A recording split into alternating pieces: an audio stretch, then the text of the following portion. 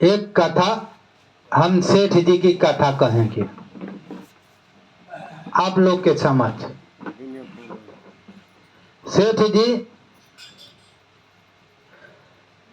दुकान किए हुए थे, दुकान किराना की दुकान आप लोग समझती हैं ना।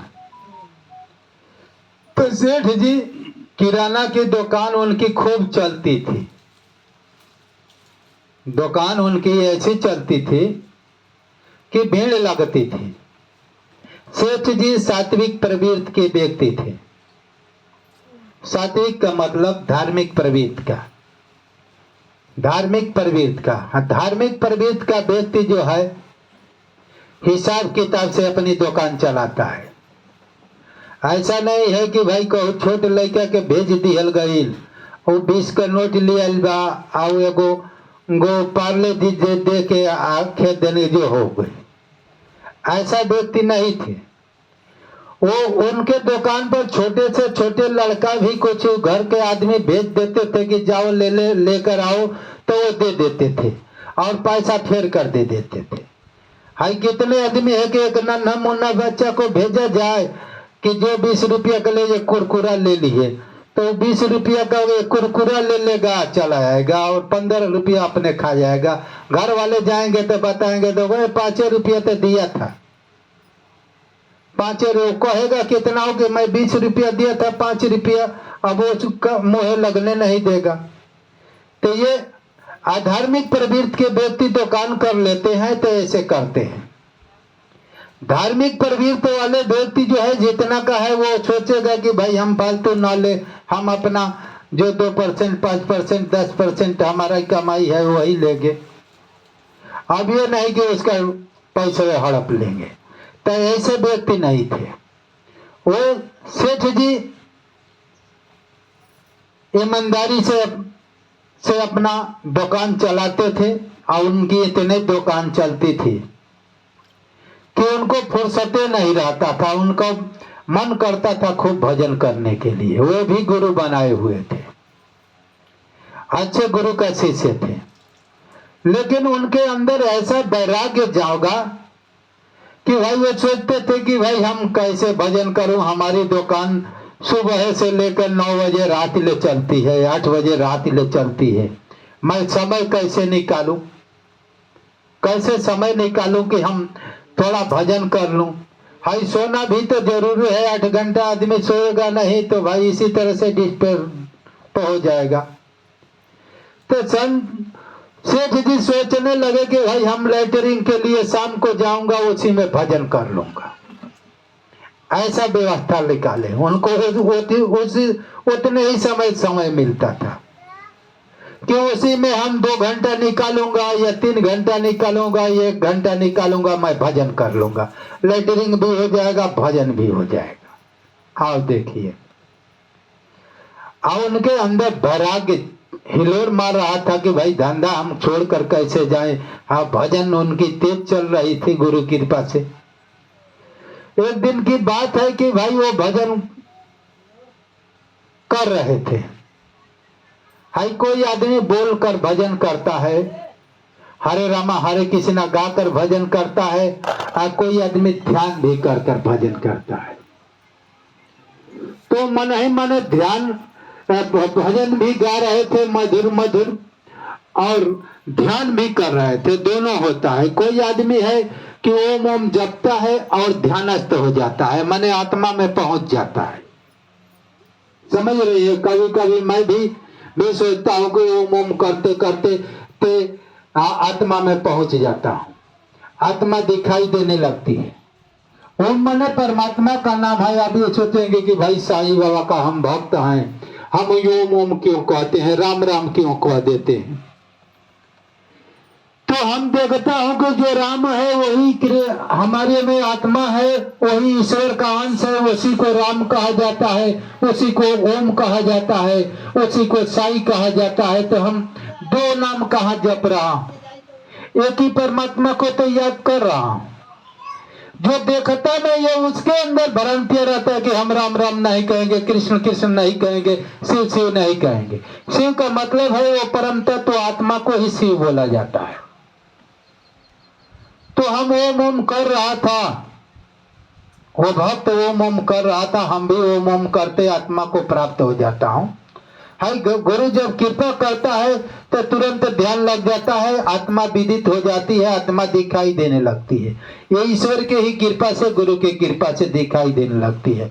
अब कभी घंटों मेहनत करता हूँ तो आत्मा दिखाई नहीं देती है, अब कभी तुरंत एक सेकंड में दिखाई देने लगती है।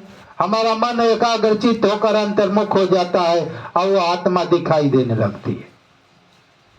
तो उसी तरह से वो साधक सेठ जी थे, ओम ओम राम राम कृष्ण कृष्ण कह रहे थे। वो सोच रहे थे कि भाई वो कहीं इसी आत्मा का, इसी ब्रह्म का नाम है ओम, इसी ब्रह्म का नाम है राम, इसी ब्रह्म का नाम है शिव, इसी ब्रह्म का नाम है कृष्ण। वेदों में इसका कहीं कहीं पर प्राणो माने प्राण शक्ति, जो प्राण की शक्ति देता है उसे प्राणो कहते हैं। प्राणो भी नाम जपते हैं आदमी, एक ही नाम है। तो कहने का मतलब है कि वो ओम ओम करते हुए, राम राम कहते हुए ध्यानस्थ हो गए थे और लेटरिंग भी कर रहे थे। तो उसी समय हनुमान जी जा रहे थे, मधुर मधुर राम राम कह रहे हैं। उसी समय वो सोचे हनुमान जी कि अरे भैया ये तो हमारे भगवान का नाम लेटरिंग करते हुए ले रहा है, यह कितना गंदा व्यक्ति है कि नहीं? होगा कि नहीं? अरे भाई भगवान पवित्र नाम है और पवित्र नाम लेटरिंग करते हुए क्यों ले रहा है? होता है कि नहीं होता है ना? लेकिन यह अज्ञानता है हमारी। इस तरह से अर्जुन को भी हुआ था, यह हमारी अज्ञानता है। हमारे अंदर तो लेटरिंग हमेशा बन रहा है, लेटरिंग करके आए फिर भी भोजन है वो लेटरिंग बनना तैयार हो जा रहा। ये कभी शरीर शुद्ध थोड़े होती है, शुद्धि तो मन को करना पड़ता है, मन की शुद्धि होनी चाहिए।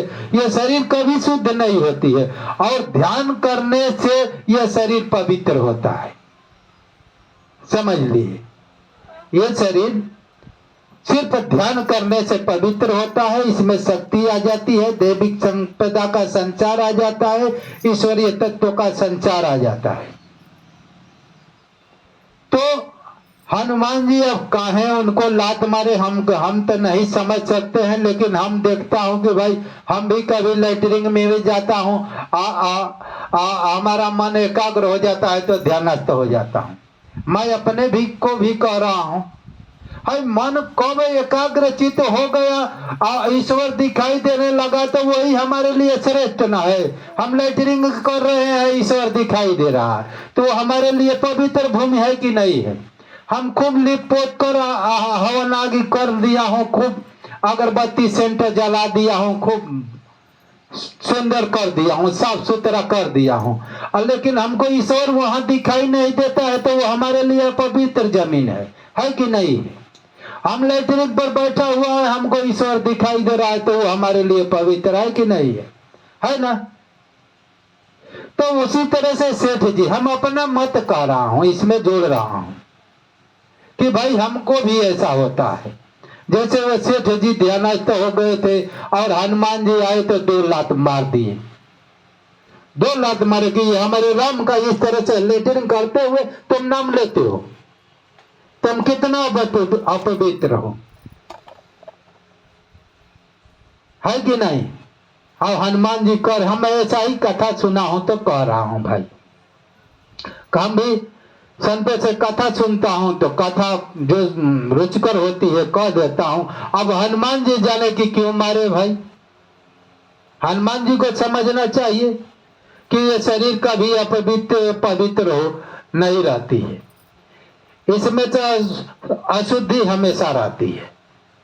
तो कहने का तात्पर्य हमारा ये है कि जब मार और दिए और डांट फटकार कर चले गए और जा रहे हैं राम की सेवा करने, तो राम का भाई हनुमान जी सेवक थे और राम के जब पीठ उठ उघाड़ते हैं और उनका दबाने के लिए तो पैर का निशान देख रहे हैं, पैर का निशान, पैर का निशान जब देख रहे हैं तो कह रहे हैं कि अरे भगवान आपको कौन ऐसा व्यक्ति है कि 2 लात मारा है, इस सृष्टि में कौन ऐसा व्यक्ति है, हमको बताओ, उसको हम अभी उखाड़ फुखाड़ देता हूँ, उसको का नष्ट भ्रष्ट कर देता हूँ। हनुमान जी राम जी से कह रहे हैं कि आपके पीठ पर कौन लात मारा है, कौन मारा है? बोले कि भैया कौन नहीं मारा है, हमारा ही आदमी हमको तो मारा है। अरे कौन हमारा आदमी है? तुम ही तो हो। जो वो हमारा नाम ले रहा था, हमारे में एकदम डूब गया था, और जो भक्त हमारे में डूब जाएगा, हमारे भीतर आ जाएगा, तो मारोगे तो हमको लगेगा कि दूसरे को लगेगा। जब भगवान में वो ध्यान करते करते डूब गया था, जब भगवान में वो खो गया था, तो भगवान को न लात लगेगा कि भक्त को लात लगेगा? भगवान को जब ध्यान करते करते भगवान में खो जाओगे तो किसको लगेगा? कोई मारेगा भक्त को तो भगवान को लगेगा। तो भाई मुझे तूने मारा, तुम्ही ने मारा ना उस भक्त को। बोले कि प्रभु क्षमा करो, हम ये नहीं जानते हैं कि भाई लेटरिंग करते हुए भी आपका कोई नाम दर्द है। तब राम ने कहे कि भाई लेटरिंग करे या ना करे, ये शरीर हमेशा अशुद्धि रहती है, इसको कितना हो मंत्र से पवित्र करोगे तो होने वाली नहीं। इसको ध्यान से भक्ति से शुद्ध किया जाता है, और जो हमारा ध्यान करता है, ध्यान में डूब जाता है, हम उनके में हो जाता है, वह मुझ में हो जाता है, और हमारा दोनों आदमी का भेदभाव समाप्त हो जाता है। भक्त भगवान में हो जाता है और भगवान भक्त में हो जाता है, यही मिलन है। तो उस समय वो हमसे मिलकर एकाकार हो चुका था, और उस समय तूने मारा तो मेरे को नहीं लगेगा तो किसको लगेगा? तो इसी तरह से कोई भी भक्त रहेगा, कोई भी भक्त को कोई कष्ट देगा तो साईं को लगेगा। आप साईं का भक्त हैं तो साईं को लगेगा। आपको कोई कष्ट देगा, कोई मारेगा, का नष्ट करेगा तो साईं को चोट लगेगा। आप वाकई में भक्त रहेंगे, जो मारा होगा तो उसका तो अनिष्ट हो ही जाएगा। अनिष्ट का मतलब समझती है, मारने का उसको फल तुरंत मिलेगा, समझ लीजिए। इसीलिए हमको किसी के साथ गलती नहीं करना चाहिए। तो साईं बाबा का हम भक्त है तो हमारा साईं रक्षा करेंगे। कोई आपको मारेगा, कोई आफत विपत्ति आएगी, कोई टोना टमारी करेगा, कोई भी आपको सताने की कोशिश करेगा, आप वाकई में साईं बाबा का अनन्यमय सेवक है, तो वो आफत किसको लगेगी? साईं बाबा को लगेगी। साईं बाबा झेलेंगे, जो भगवान है। आपको आफत टच नहीं करेंगे, लेकिन आप भक्त होंगे तब। तो हमको कहने का मतलब है, जैसे सेठ जी भक्ति कर कर इतना भक्ति कर चुके थे, वो 2 घंटा 3 घंटा बैठ जाते थे। अब लेटरिंग कर रहे गए हैं, 10-20 मिनट कर किया जाता है और ध्यान लग जाता था तो 2-2 3-3 घंटा हो जाता था, और आकर 10-11 बजे घर पर खाते थे। समझ लीजिए, भक्ति रस ऐसा ही है कि लग जाएगा तो आदमी खाना की शुद्ध बुद्धि खत्म हो जाती है। इसीलिए मैं ये कथा आप लोग के समझ सुनाया कि भाई आप लोग भी बाबा की ऐसी भक्ति करें कि बाबा आपको कोई चोट मारे तो बाबा के ऊपर लगे, हमारे ऊपर न लगे। बोलिए सदगुरु साईनाथ भगवान की जय।